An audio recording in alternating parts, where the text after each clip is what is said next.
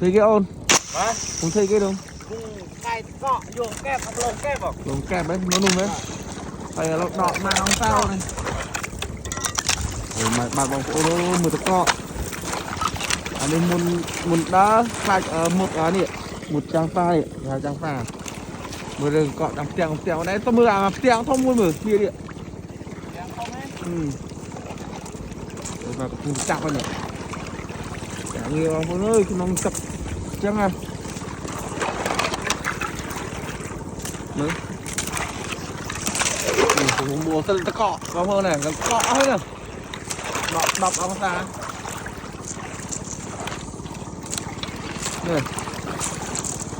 cọ phình nào anh đi cam clip cũng chạy rồi ra đây lần cam phải đang hộp rừng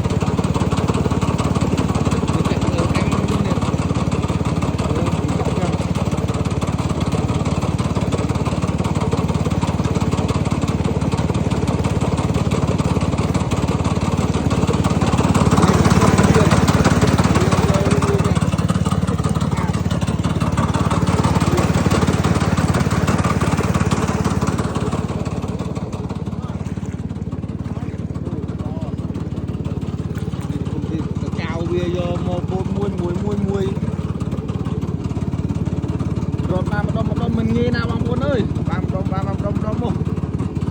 nó cài này phiên mấy công ty đây gì này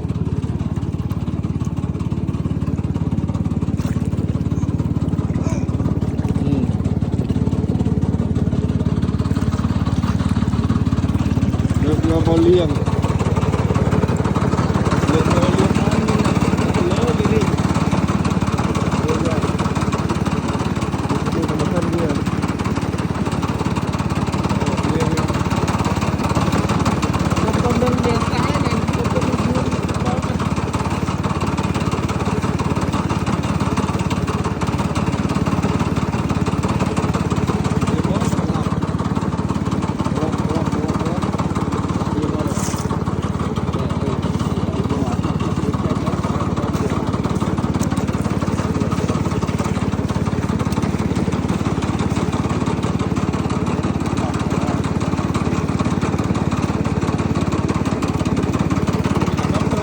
lược